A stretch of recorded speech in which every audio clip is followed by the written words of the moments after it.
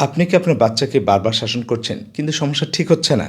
তাহলে আজকে এই ৫টা সমাধান আপনার পুরো প্যারেন্টিং বদলে দিতে পারে। ১ নম্বর, শাসন না, সম্পর্ক ঠিক করুন। সবচেয়ে বড় ভুল, আমরা আচরণ ঠিক করতে চাই কিন্তু সম্পর্ক ঠিক করি না। যদি সন্তান আপনাকে ভালোবাসে এবং বিশ্বাস করে তাহলে সে নিজে থেকেই ঠিক হইতে যাবে।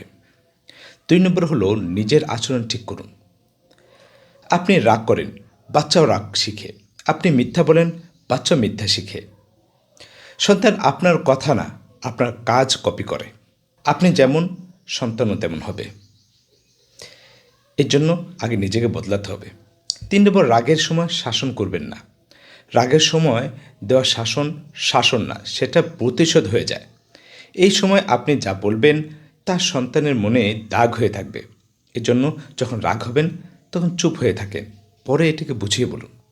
৪ নম্বর, ভুলের কারণ বুঝুন, শুধু শাস্তি না। বাচ্চা কেন ভুল করলো এটা না বুঝে শাস্তি দিলে সমস্যা কখনো শেষ হবে না।